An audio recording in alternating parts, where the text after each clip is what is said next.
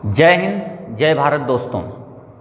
आज हम कक्षा 10वीं में नया अध्याय प्रारंभ करने जा रहे हैं, समांतर श्रेणी, जिसको हम बोलते हैं एरिथमेटिक प्रोग्रेशन या एपी के नाम से इसको शॉर्ट में जाना जाता है।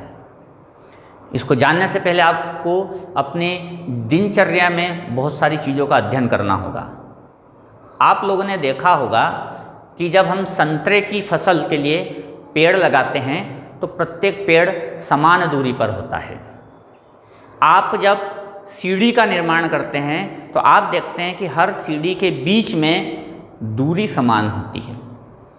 प्रायः आपने देखा होगा कि जब हमारे घर में फर्श बनाया जाता है तो उसमें लगाने वाली टाइल्स सब समान दूरी की होती हैं।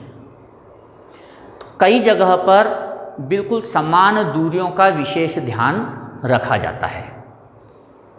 तो आप ऐसा का ऐसा ही जब गणित में भी देखते हैं तो कई ऐसे उदाहरण मिलेंगे जिसमें दूरी समान है। और सबसे बढ़िया उदाहरण है पहाड़े। जैसे कि मैंने आपके सामने 3 का पहाड़ा लिखा, 3, 3 दूना 6, 3 तिया 9, 3 चौक 12, 3 पंजे 15, 3 छंग 18। दोस्तों, आप यहाँ पर देखेंगे कि पहाड़े नाम का कोई शब्द वैसे गणित में परिभाषित नहीं है, लेकिन यह एक तरह का पैटर्न है जिसमें दूरियां समान होती हैं।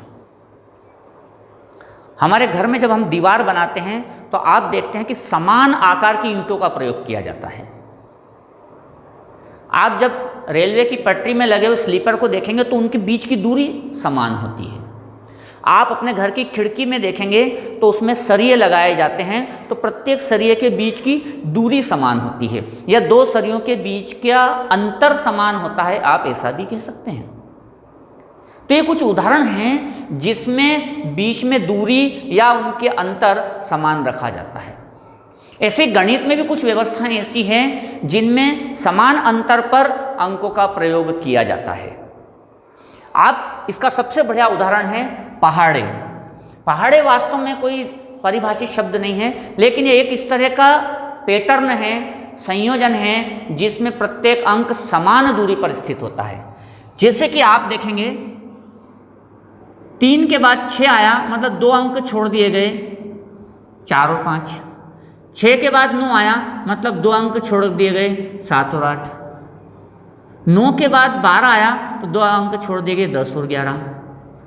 तो इसी आधार पर अगर कोई मुझसे पूछेगा कि इसके बाद क्या आएगा तो मैं क्या करूँगा, 2 अंक छोड़ दूंगा और ये लिख दूंगा। तो ये सब क्या है?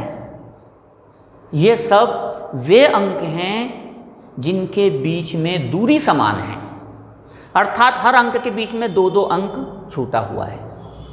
तो आप सामान्यतः क्या समझते हैं कि जो 3 का पहाड़ा है वो मतलब 3 से शुरू होगा और यही 3 का पहाड़ा है।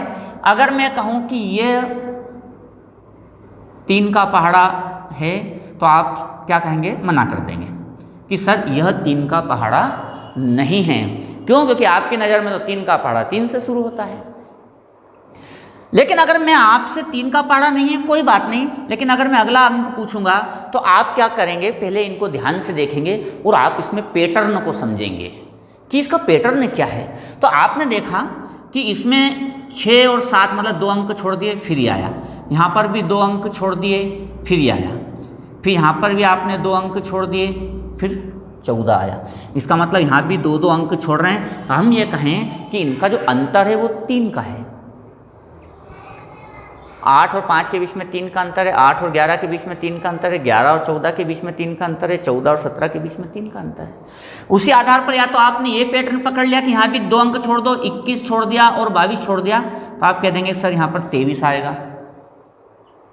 मजे की बात यह है दोस्तों, ये भी 3 का ही पहाड़ा है क्योंकि अंतर 3 का है।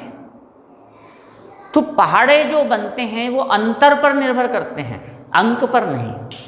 देखो आप, चलो पहाड़े से चलते हैं। 3 एकम 3, 2 ज़्यादा, तो यहाँ पर भी 3 दूना 6, 2 ज़्यादा, 3 तिया 9, 2 ज़्यादा, 3 चौक 12, 2 ज़्यादा, 3 छंग 18, 2 ज़्यादा है क्या? नहीं है, है यहाँ पर है 3 छंग 18। इसी के ब्याह पर आप यहाँ पर कह सकते थे 3 सत्ता 21 और 2 ज़्यादा।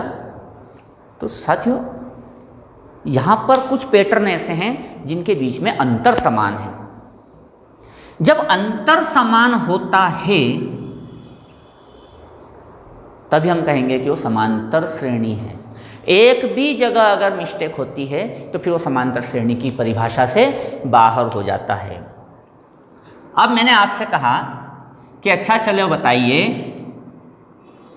कि क्या ये 2 का पहाड़ा है और यहां क्या आएगा। तो आप सोचेंगे कि 2 का पहाड़ा तो 2 एकम 2, 2 दूनी 4, 2 तिया 6 ये है, ये 2 का पहाड़ा। और इसी के आधार पर आप अगला अंक निकालेंगे। तो हम स्वीकार करते हैं कि ये भी 2 का पहाड़ा है। क्यों? क्योंकि आप इसमें देखें अंतर 2 2 का है, अंतर 2 2 का है इसलिए 2 का पहाड़ा है। लेकिन यहाँ भी अंतर 2 2 का है, उसके हिसाब से हम यहाँ भी कह सकते हैं कि क्या अंक आएगा। देखें, देखो यहाँ पर तो बहुत सरल है, 2 एकम 2, 2 दूना 4, 2 तिया 6, 2 चौक 8, 2 पंजे 10, 2 छंग 12, तो 2 सत्ते 14। लेकिन अब कहेंगे सर ये तो 2 का पहाड़ा नहीं है, तो आप लेकिन ये अंक बता पाएंगे। तो देखो मेरा यह कहना है कि यहाँ पर अंतर 2 2 का है इसलिए 2 का पहाड़ा काम करेगा, तरीका बदल सकता है। 2 एकम 2 लेकिन 1 ज़्यादा, तो यहाँ पर भी ऐसे ही चलेगा। 2 दूनी 4 1 ज़्यादा, 2 तिया 6 1 ज़्यादा, 2 चौक 8 1 ज़्यादा, 2 पंजे 10 1 ज़्यादा, 2 छंग 12 1 ज़्यादा, तो 2 सत्ती 14 और 1, यस करेक्ट। So easy. बस यही समांतर श्रेणी है जहां पर अंकों के बीच में समान अंतर चला जाए तो वो समांतर श्रेणी है। समान अंतर, आप यहाँ पर जितने भी उदाहरण देखेंगे तो प्रत्येक श्रेणी में अंतर समान है, इसलिए इनको समांतर श्रेणी कहा गया। ठीक है। अब कुछ इसमें परिभाषाएं होती है। वो परिभाषाएं इस तरह से कि इनको हम पद कहेंगे। ये पहला पद है, ये दूसरा पद है, ये तीसरा पद है, चौथा पद है, पांचवा पद है, छठा पद है, सातवां पद है। और पदों को ए से लिखा जाता है। पद को हम लिखते हैं ए से। अगर पहला पद है तो ए लिख देते हैं या A1 भी लिख देते हैं। तो ये पहला पद हो गया A1, ये दूसरा पद हो गया A2, ये तीसरा पद हो गया A3, ये चौथा पद हो गया A4, ये पांचवा पद हो गया A5। तो इस प्रकार से श्रेणी के इन चरणों को प्रत्येक को हम पद कहते हैं। उसके बाद पहला पद और दूसरा पद, या यूं कहे कि अगला पद और उसके पहले वाला पद, इनके बीच में अंतर हमेशा समान होना चाहिए।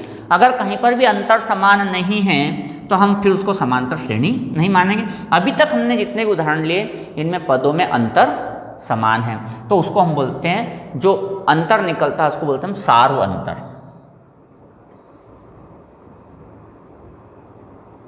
आप यहां पर देख रहे हैं कि इन दोनों में अंतर 2 का है, इन दोनों में अंतर 2 का है, इन दोनों में 2 का अंतर है, इन दोनों में 2 का अंतर है, इन दोनों में 2 का अंतर है। तो ये जो अंतर कहलाता है सार्वंतर कहलाता है। इसको हम डी से लिखते हैं हमेशा। इसको हम हमेशा क्या लिखेंगे? डी से। तो सार्वंतर डी, उसको हम कैसे निकाल सकते हैं? तो अगला पद में से माइनस कर दें पूर्व पद। आप कहीं से भी ऐसा कर सकते हैं कि आप जैसे यहाँ से, जरूर नहीं कि आप सार्वंतर यहीं से निकालें। ये है अगला पद, मान लो 12, तो इसका पूर्व पद है 10, तो आ गया 2। तो इस प्रकार से ये सार्वंतर कहलाता है। ठीक है।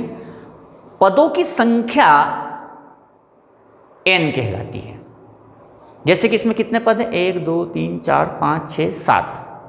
तो यहाँ n बराबर 7 ये पदों की संख्या है। तो ये इसकी कुछ पारिभाषिक शब्द हैं जिसको हम समांतर श्रेणी में उपयोग में लाते हैं।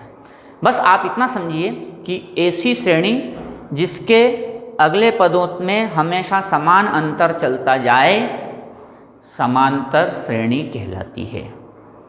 यह था समांतर श्रेणी का परिचय।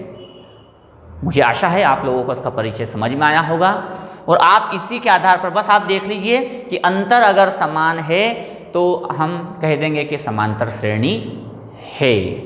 बस अब आप इसके आधार पर कुछ सवालों को हल कीजिए तो आप पता कर पाएंगे कि समांतर श्रेणी है या नहीं।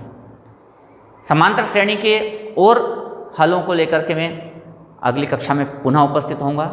तब तक के लिए आप एक काम जरूर करें, मेरे चैनल गणित की चौपाल को सब्सक्राइब कर लें। इसमें मैं आपको लगातार नवीन शिक्षा नीति के आधार पर जो नवीन मूल्यांकन प्रक्रिया सरकार के द्वारा अपनाई जा रही है उसी के आधार पर पढ़ाऊंगा भी और उसमें क्या क्या ध्यान रखने योग्य बातें हैं वो भी बताता रहूँगा।